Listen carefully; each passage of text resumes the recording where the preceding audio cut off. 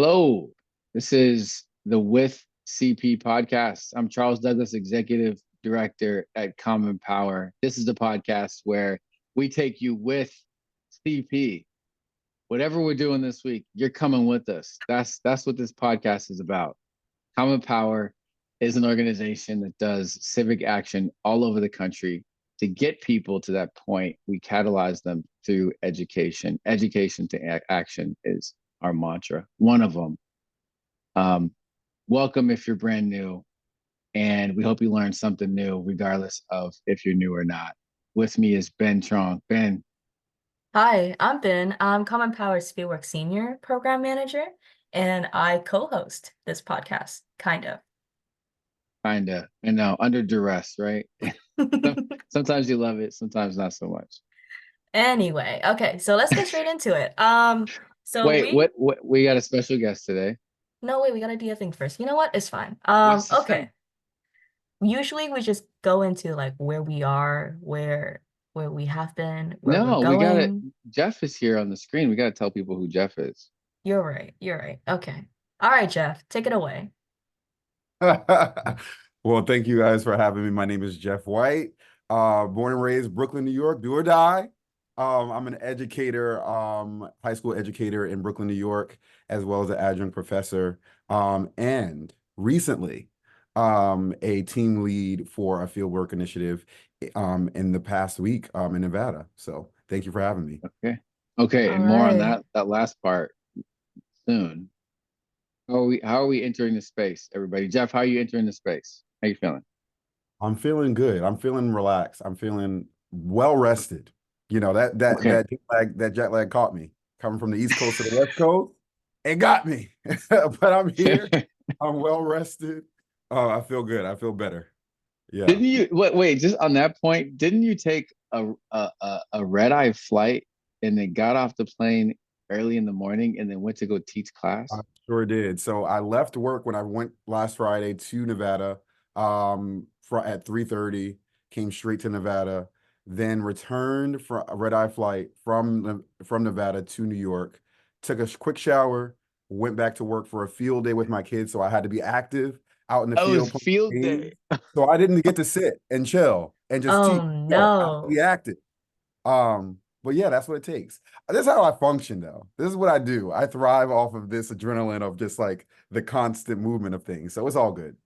I Jeff, always, Love that. yeah. can I ask real quick, what is your age range? I'm not gonna ask for your exact age unless you want to give it, but like, what's your age range? I will What is your say I'm in my age range? Oh my I can goodness. tell you how old I am. That's fine. I'm 28. Okay. I'm 28.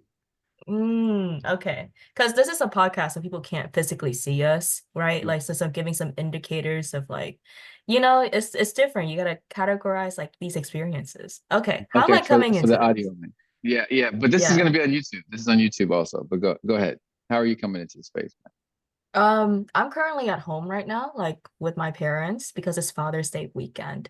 So I feel like I'm in coming into this space like pretty chill. I'm honestly very tired from all the traveling, doing Nevada, then into Alabama, then back. At this point, I feel like my body does not know what jet lag is. It's in a perpetual state of jet lag, is what I think this is. So I'm chilling. I'm chilling. I'm excited to recap like what happened in the last week or so and then go from there. Okay.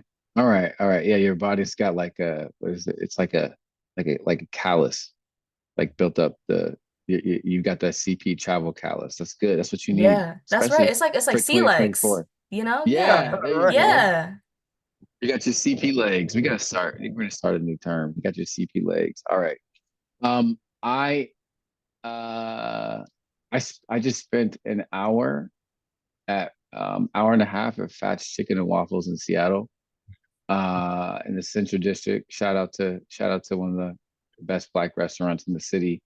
Um, solid, solid. I'm feeling real Come good. back. I'm I have to full visit. of, I was looking for some yeah, black. you gotta come. I have to You be gotta there. come through, man. It's a wait though. That's the thing. It's when the doors opened at 10, there was a line out the door, okay, and everybody ran in as soon as the doors opened. And then the whole restaurant orders at the same time. That's what we You got know there to at 10. We go. have Like you can't call in early. no, man. Everyone just orders, and then then the whole restaurant has to wait to get his food simultaneously. So the best thing to do is to get there late. That's the best. Ah, That's the okay, best thing to do. okay, we'll do. And which is, if anyone knows me, that's my kind of situation. It's one of the best scenario is when you arrive late. But it was worth the wait, and I sat there with my daughter in Beautiful. September, and we had chicken and waffles, and it was wonderful. Okay, all right. Where is CP, man? Where are we? Where are we? Where are we? Well, we're all over the place, but right now we're in Arizona. There is a small team right now of about 7 or 8 people in Phoenix. Um, I one of the threads in the chat was like, because people went from Nevada to Arizona. We did this so that people could go from Las Right. Vegas to Phoenix, and some people in the thread were just saying, same desert, same shit, you know? It's still hot and they're still knocking on doors and it's really actually really good. Yeah. Yeah, and we were in Alabama as well as Nevada this last week. And after this, we're just going to be home. There's not going to be a lot of travel in the next couple of weeks for CP. We're entering our summer We get a lull. little break. We get a little That's break. right. Okay, so we were just in Nevada, had a team in Nevada. We have folks right now in Arizona. We were just in Auburn, Opelika, Alabama, with Dr. Bernard Lafayette. And also we were on Zoom with Nicole Hannah Jones. Okay. And that was a whole go ahead, Jeff. Wait, real quick on No, that. that was special for me. I was on the, co-leading the team in Nevada, so we had some downtime. So a group of us were able to I opened up my laptop and watch that session with you and Dr. Okay. Amazing for the opportunity. She's a trailblazer from New York. And This is what she oh, does. that's right. Yes, I love that she shows up in a space, her unapologetically black self. Like she just shows up as her and her brilliance in every aspect of who she is. And that's what we Mhm. need. That's what I love to see. So I was just very excited for me to have that opportunity, reading the book to be able to be on a virtual Zoom with this woman, Mhm. with this trailblazer. It was beyond incredible. So thank you for that And opportunity. she brought it. And it wasn't just here's more about 1619 project. She has become somebody who can talk about relevant things today. So catch that's on YouTube. If you haven't seen it, it's in the Common Power YouTube. Just go there and search for Common Power. It'll pop up. I learned some stuff from her on that. And then also this week, Thursday and Friday, we launched two orientations for the 220, I think it's 221 Action Academy students this year. And that happened Thursday and Friday on Zoom as well. And that was students from all over the country, 40 plus states and 80 plus colleges and universities. We Some mentioned of this which in were our some of my students. some of your students, some of your Yeah, okay. yeah, absolutely. Yeah. Okay, So you're very gonna have excited. to send us a list of names of which one are yours because we have to pay special attention to them. Yes. Um, and then upcoming in Washington State, Ben, what do we got? Well, Washington State's gearing up for our primaries. So we got some Mm. stuff in Kent, some stuff in Vancouver, Boulder Ridge and Okay, Yakima most likely. But also if you're in the area, we're meeting in person at Washington Hall on June 22nd for our fieldwork gathering. Bring a friend. okay, That's the thing. Bring a okay. friend. Mm-hmm. All right. Once again, so where is CP? CP is everywhere, of course. All right, let's jump into our main content here with Mr. Jeffrey White. But before we get to Jeff, I think we should we're going to set this up a little bit. So when we say a team of volunteers went to Nevada, that's not just a random group of people. So for CP, team is a capital T. This is a pronoun here, and it's one of the ways specifically that we organize volunteers. So Ben, I'm going to go to you first. Tell us what a team is and why we went to Nevada right now. Yeah. There's two ways of looking at like what a state team is. So it's not just like a team with a capital T, it's a state team with a capital S and a capital T.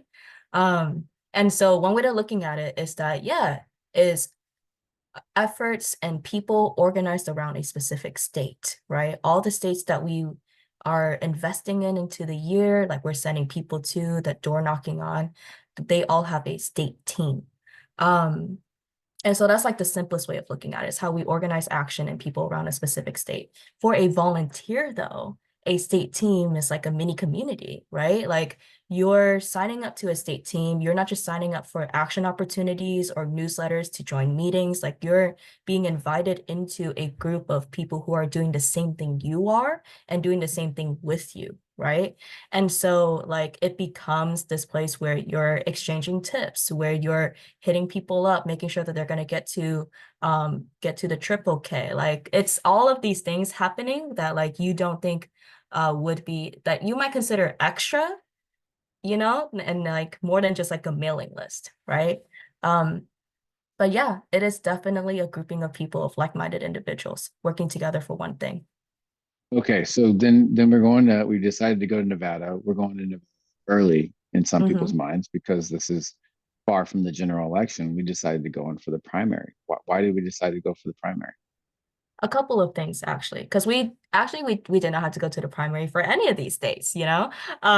But we decided to do so for a couple of reasons. I'll say three. One of them is that it's excellent engagement for our volunteers, right? Like the anxiety around the election, the need to do something, like we still want volunteers to stay sharp, right? So these trips, these actions serve as like a way of engaging our volunteers year round. And it works, like people are showing up, right? Not just in 10s, but in 20s, 30s, 40s, 50s, right? Coming onto these trips and taking action with us. So that's one. Two is to establish partner relationships. There are some states where we have not been to since 2018, 2020, 2021, right? And to be able to show up in the fall with the volume that we have and the intensity that we bring, we need strong relationships in those states. And we can't just come out of the blue. So we use the primaries to establish that connection and to basically create this channel that we can come back to in the fall. And then three, it's also for the voters. So when voters are contacted in the primaries, they're much more likely to vote in the general because you are keeping them engaged, not just in like the yo, I need a vote, but it's also like, do you know the laws? Do you know where you're voting? Do you know what to look for? You know, like where are your resources, right? So getting to those voters early means that we don't have to hit them up again in the fall, and we can go target more low propensity voters or harder to reach voters. Okay, and those are really great points, and that's something we've had to learn over the years with CP. What are the things that are going to set us up for success with our partner orgs? The last thing I would add to that is that the the Dems in that state, they needed our help. They asked for our help, and that's because their primaries for the people who they want to have run in the fall, who they think will turn out the vote, will help with the state ledge fight in Nevada, and also deliver Nevada for Democrats in the fall. Those candidates need to be on the ballot in the fall, and so they are up against some contentious. They were up against some contentious elections. So okay, so and we'll get to the results here at the end of this segment, but so you put together the teams. Every team is led by team leads, and those team leads are chosen by the fieldwork team. Um, we chose Jeff. Why did we choose Jeff?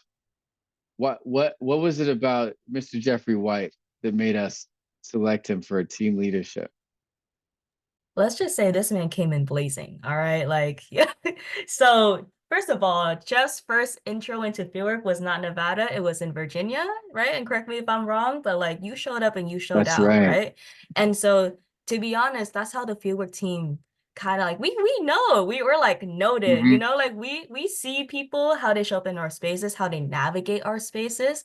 And if you're there and you're supporting people, you're asking questions, you seem completely invested in this and interested in this, then like that's somebody we want to lead other volunteers because you get it. You get what it Yes. means to volunteer. So Um, I'm reminded of yeah, Jeff in Virginia because he shows up, and it's interesting because so he's in that middle age range. We have a yeah. bunch of college age students, and we have folks that are retired. And Jeff shows up, and he's talking to everybody, Mm-hmm. and he's like shaking people's hands. He introduced himself.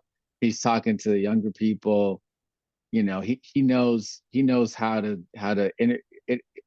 interact with business-minded people, and also do TikTok dances.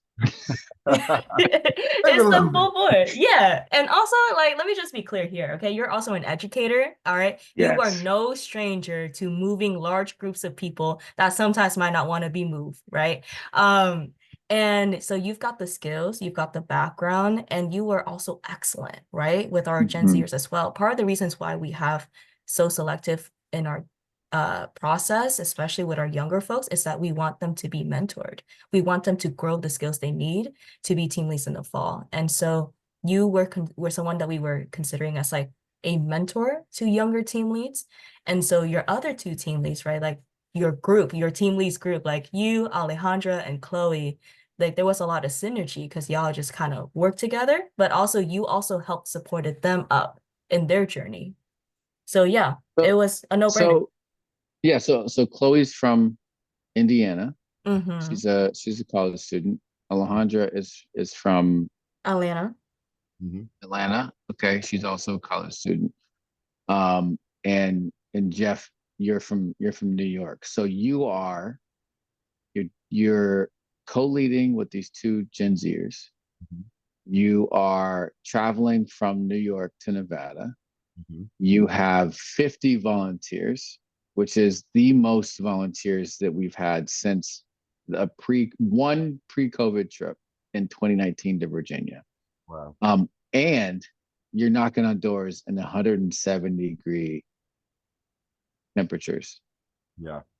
How were you so successful in doing this? Because you were. Thank you. Um, I will first and foremost say thank you to Alejandra and Chloe. I think Mm, I don't believe in any coincidences. I think in alignment in everything that I do. Everything that I do in life and everything that has led me up to this point in my life has been purposeful. So I walk in purpose.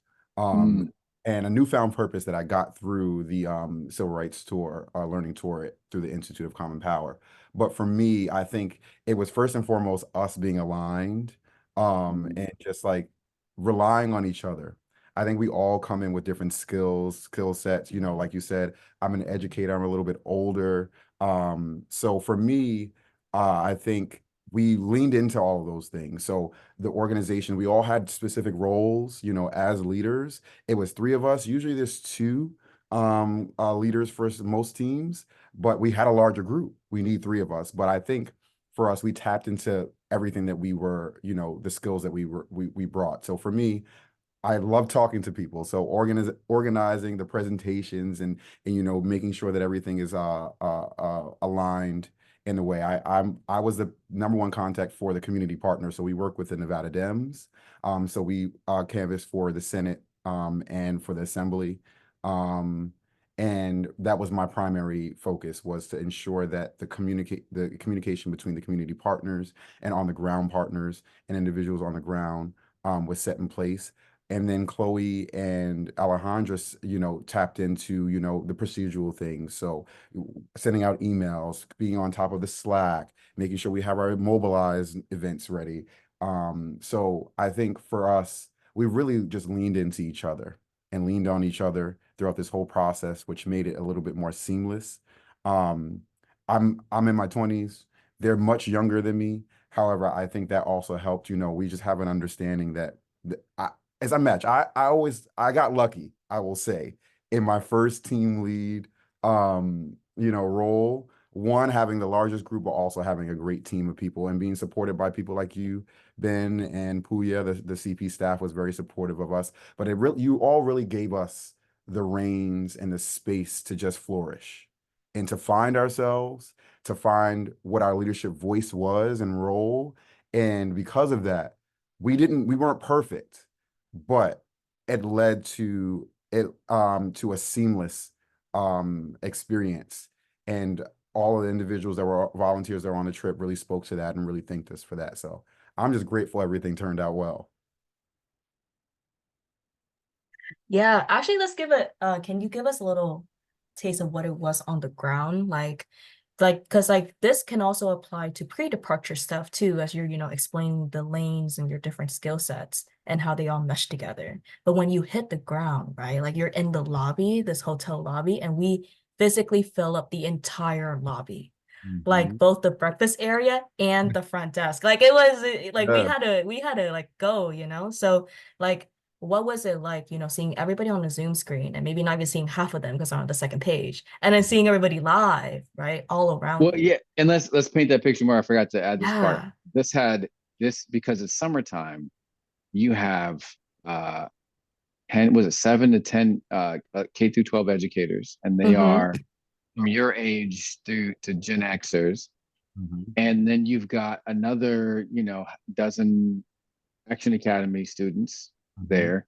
And then the other third are a bunch of volunteers from mostly from Seattle, but all over the country that are retired.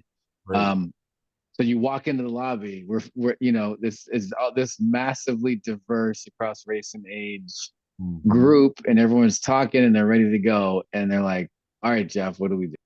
Yeah, I think first and foremost, we had our Zoom. So pre-departure, we have Zoom sessions that give us information about what's going to happen on the ground. So we make our connection with our community partners. We talk about what is field work, what does it entail. We have Action Assembly, which is a opportunity for us to learn about the state and advocacy within the state, to inform our volunteers a little bit more about where they're going. Because one of the things about us doing this field work, right? A lot of us are coming from, like you said, from Washington State, from Texas, from New York, from Indiana, from Georgia, from all parts of the country. We don't come from these communities, right? We're in Nevada. For a lot of us, it was our first time. For me, it was my first time going into Las Vegas, going to the state of Nevada. So we're going into these communities unfamiliar with the community, unfamiliar with the demographics. So part of our job is to inform our volunteers on that. But also we can leave these communities and not come back and not ever have to worry about a election again. But that's not what we do. I think that was the beauty When you say that you're familiar with the community, you mean because we were working in some diverse communities. of diverse That's what you're community. talking about. We have Okay. Latinx voters that we were knocking doors for, African Okay. American, predominantly Latinx and African American, I will say, middle class or lower middle class individuals. So we make sure that we inform our volunteers on all of that pre-departure. Get that information from our community partners, community orgs. We partner with a great community org that really gave us that landscape of what to expect on the ground. And so we had these, I will say, 7+ Zoom meetings, bi-weekly meetings on Zoom to build community, but also to provide information for our volunteers. So I've been seeing them virtually for about 3 months. We started back in March. So we kind of started 3 months prior to the trip, which is strategic and by design. So we have enough time to build community to have get as much information as we can. And then we are on the ground in June. And I will say I came in a little bit later because, like I said, I was coming directly from work for my school day. So we're meeting in the lobby, and I walk in with my suitcase, and I'm seeing this 40+ people in there, and they all lit up with a smile on their face and just said, "Hey, Jeff is here." And it was just an amazing thing to see this diverse group of people and embrace me, embrace the other co-leaders. Um, and that's where it started. It starts with community. I think we are not successful without the community that we build first and foremost. And I think that's what is at the center of all of this is this community that we build prior to the trip, during the trip, and then post trip. I already have people saying, I'm going to come back. When we're coming back in the fall, let me know when the dates are. I want to be there. So I think that's the beauty of it all. So we had one of our volunteers brought name tags. So we were wearing name tags on our shirts and our heads, our foreheads, a little fun thing that we do. And we're just going around just talking about, different aspects of life, getting to know each other as our little mixer prior to us going out on our first day canvassing. So I think that's the beauty of all of this is that community that we built prior and during this trip and sustaining it throughout.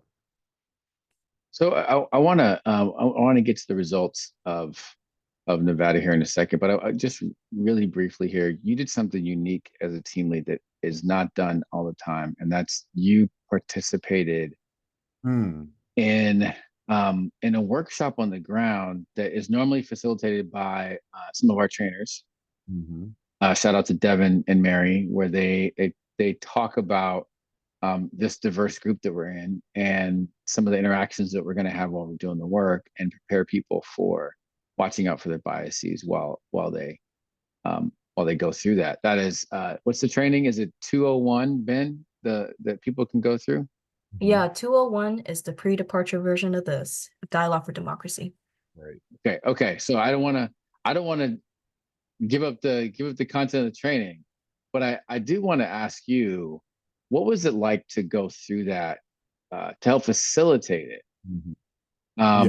With this group, you're doing this massive thing where you're leading this large group through. You're responsible for that. You've got the local partner saying, "Wow, you all are knocking on more doors per day than we've ever seen." And then we inject this training where we want people to be mindful of their difference. Um, how meaningful was that for you to play a role and helping the community understand how to be mindful of their biases with each other? Yeah, I think first and foremost, I thank Mary and Devin for allowing me to co-facilitate with them. Um, I participated in them, with my first CP trip in Virginia through prior to this trip as a training going into this.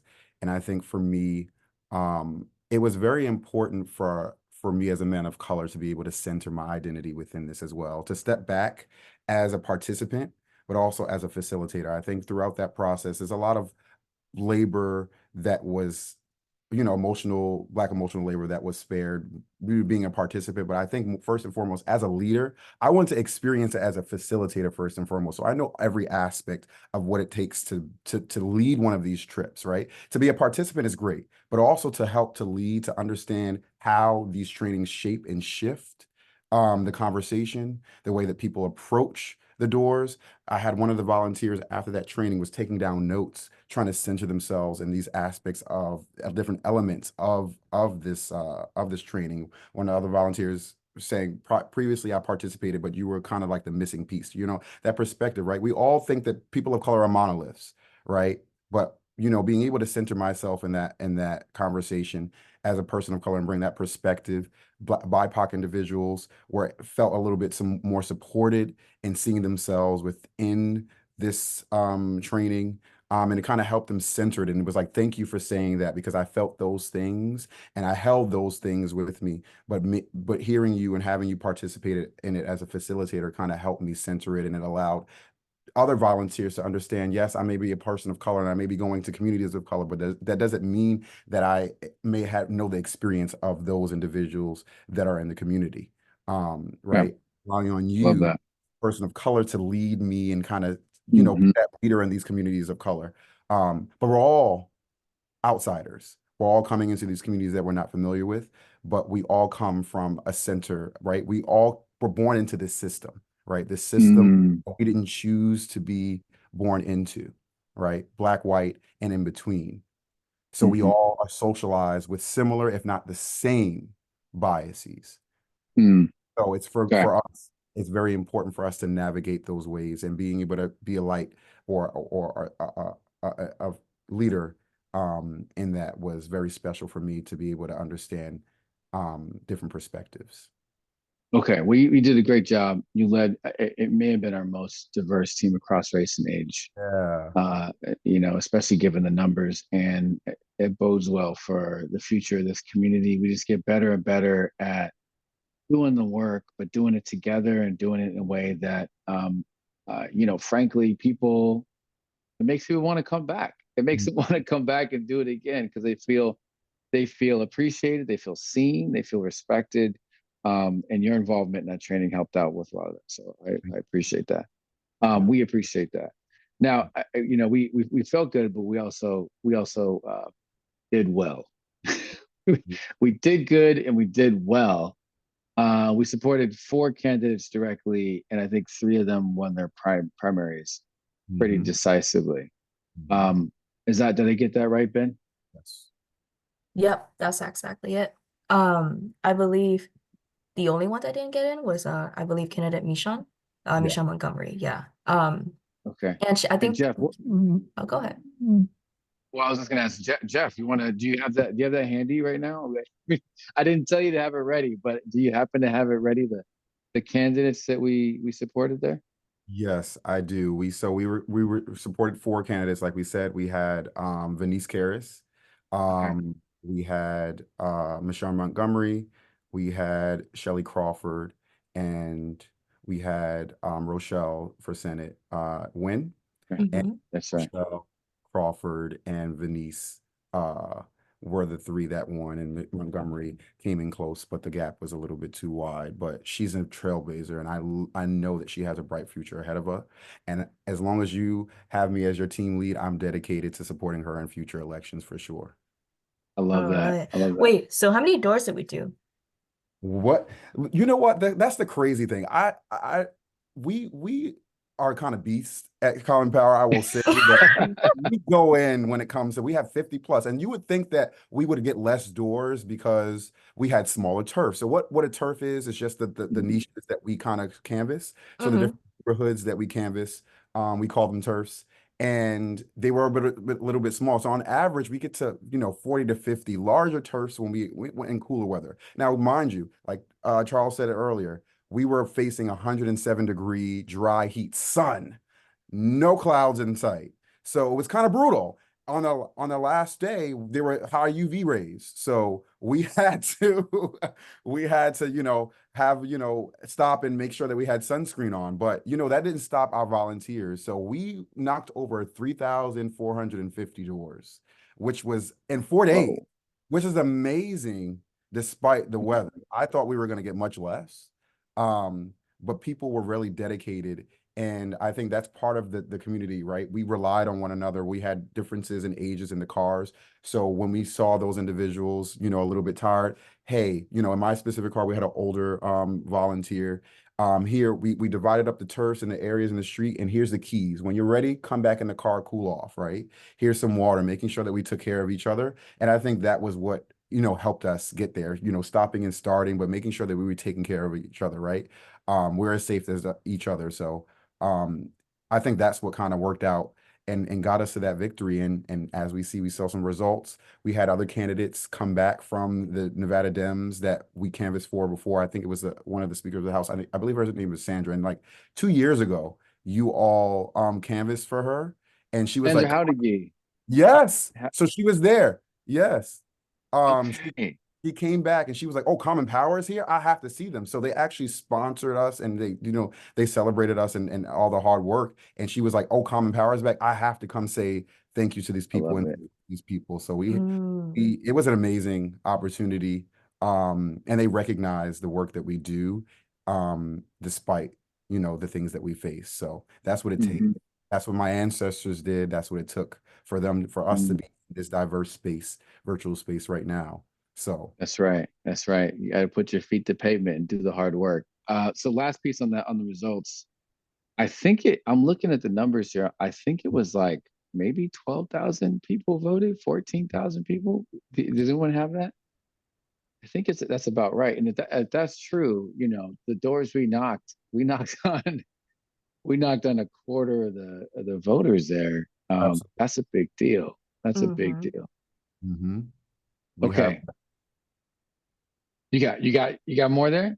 no. We won by a good margin as well. So it What was was about the margin on one of I'm looking at early results here and it was like one yeah. of them is like 700 vote margin. Exactly. We have 700 votes. So it was close, but it's the small things. That's why we go on Oh the yeah. ground because, especially on election day, one of the most important days, getting those last Hmm. doors. And I think that was the most fruitful. A lot of volunteers shared that they may have not gotten, answers the previous days, but on election day, a lot of people were like, I'm going out to vote. They were able to speak to those last people. I didn't know it was election coming on. I didn't know who was voting in my community, right? Mm-hmm. But I'm going to vote now. Thank you, right?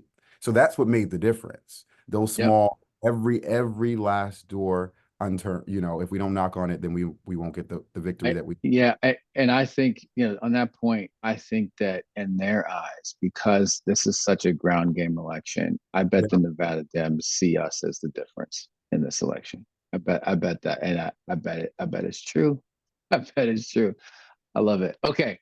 All right. So people are hearing about these teams. They're like, Jeff, is amazing. I want to go out on a trip with him in the fall. How do I sign up for this? Ben, how does somebody sign up for a trip in the fall? Okay, so you go to our website, commonpower.org, okay? And then there's a lot of buttons on that website, but it should all be volunteer in something. Volunteer now, volunteer with us, become a volunteer. Just click on one of those things, okay? And then like you should be able to choose door knocking.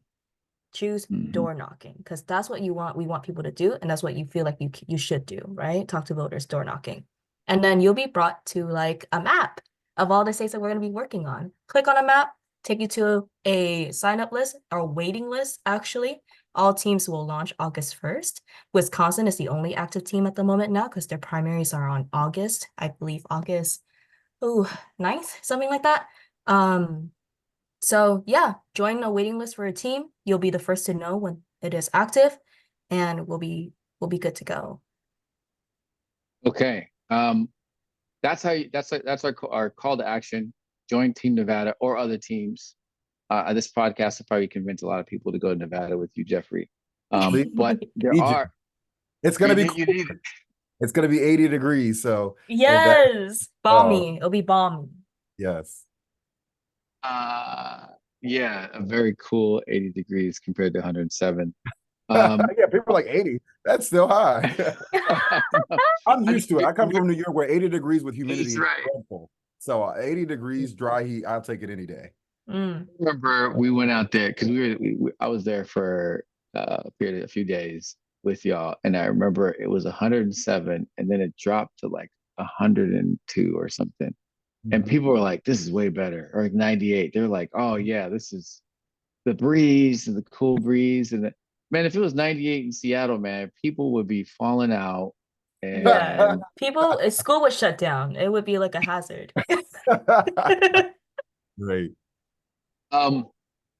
Question from the community is around those same lines. There are people this one is from Lucy, and she says, I attended one of your events this spring and have been interested in potentially participating in fieldwork in Arizona. Lucy, thank you for going to one of our events. I will be in Arizona at the very beginning of November and wondered if you know if there will be fieldwork at the end of October. Lucy, yes. So what Ben just said about signing up for a team, do that. And anybody who is wondering, Common Power will be on the ground everywhere. Most states in that week, the 2 weeks leading up to November and the week leading up to Election Day, we will be on the ground, guaranteed, in multiple states. So sign up for Arizona. It's highly likely they're going to be, because that's one of the most important states actually in this election. It is. It's not just highly likely. We will be in Arizona. Will be? Are you looking at the dates? Okay. Well, great. I mean, I know. Yeah. It's the week leading up to the election, you know? So I just don't know exactly where. We might actually be in multiple locations, depending on how our partners might use us. So yeah, definitely more than enough work to go around. Okay, that was our questions from the community. Now it's time for Ben's favorite part of the podcast, which is one thing where you get to choose a question for everybody here. One thing, and I haven't seen the question in advance. So what's the question, Ben? Okay, so let me know if this question makes sense. So, but like, what is the one comfort food that you would order if you could, right, when you're traveling? Okay, easy. Easy. Okay, then go. You already know what it is. I know what it is. I know. It's ramen. It's ramen everywhere, all day, all the time. Although 50% of the time, the cities of America disappoint me with their ramen. That's probably a me problem. But it's because Seattle has such good ramen. Seattle has some of the best ramen in the country. Okay, in the country. Okay, other good ramen. New York has good ramen. Of course, you know that, Jeff. Pennsylvania, really good ramen. West Philly has great ramen. Okay, don't. I shouldn't. You didn't ask which cities. I'm sorry. Go ahead. No, but you were definitely passionate about it. That's yeah. That's what it is. Yeah. That's the whole point of the question. Yes. Also, he would eat ramen when he's not traveling. So this it's not even like a Hot, Yeah, hot weather, cold weather, in between, it doesn't matter. Ramen all day, every day. that's all right. day, every day. What's yours, Jeff? For me, so it would be pot roast. It would be pot roast Oh, wow. Ooh, Wow. with potatoes. My mom passed when I was in high school, and that was one of the dishes that she Mm. made often. Mm. And it just reminds me of her.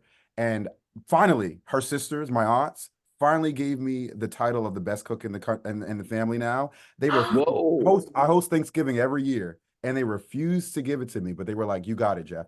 It's because I grew up Dang. in soul with using eating soul food, and I cook beyond what I grew up eating, and they can't. Okay. So they're like, "All right, you got it, Jeff. You got it, Jeff." But that's the one thing that I cannot make as good as my mom is a pot roast. So Mm. I would definitely have a pot roast. There are some great pot roasts out there that are similar that Re- are comparable to my mom's. like at Um, restaurants? at restaurants, soulful restaurants we have out here in Mm. New York, there's Okay. a few that have some pot roasts that are pretty good. So are pretty solid. They're not gonna be as great as my mom's, but No. they hold a candle. I'll give it to them. Okay. Uh, Okay. yeah, but that would be for me, it'd be pot roast. What about you, Ben? Okay, man. I'm a fan of poke bowls. Like I feel like so the thing about this is a little hard is that like I'm down for a bowl anytime whenever I'm traveling.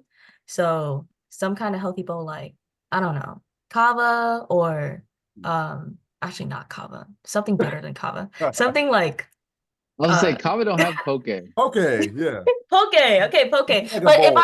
I'm in a state where I know it's landlocked, I'm not ordering poke, y'all. Like I'm not Okay. getting raw fish from a landlocked state. Unless it's a metropolis, like Philly, right? Wait, is Mhm. Philly landlocked? Oh, No. no. Great, okay. Then like that's fine. Um, but yeah, like I'm a bowl person when I travel. I like to like mix things and customize and stuff like that. Mhm. Okay. All right. Well, I wish you all the best comfort food when you travel. Help you find the hidden restaurant that supplies you with what you need this fall because we are all going to need some comfort food this fall. My goodness gracious. Everybody on this call, on this podcast, and everybody listening, you figure out what your comfort food is. And if you're traveling to a state, look it up in advance Mhm. Yes, 100%. because you're going to want your car to go there because things are going to get crazy, crazy this fall. So take care of yourselves out there. Okay, that's it for this episode. Jeff, thank you so much for joining us. Thank you for having me. Really appreciate it. Um, that's it for the With CP podcast. Find us on all the socials at Our Common Power. Find us on your local podcast channel if we fix that. If not, you can go to the website where we've got it on the drop down menu and you can play it directly from the page. Again, search for Common Power on YouTube where you can find this and other episodes and video of people and their beautiful faces. Anything else I'm missing, Ben? I always miss something at the end of these. No, I think that's it. Honestly, I think that's it. And That's then it? yeah, and then we'll see you next week. Okay. Sometimes these podcasts aren't on time, and that's okay. They'll get more not on time as the year goes on. So just adjust your expectations. Yes, but we'll see you when we see you. Hey, look, you may not Have we outro may not music. come. Oh yeah, you got some music? I don't have any right now, but I can play a little something, something. We're gonna add some outro music. Wole, play the outro music. That was the Here signal we right go. there. That's it. That's it. All right, y'all. All right. Okay. Thanks All for right. listening. Goodbye. Hey.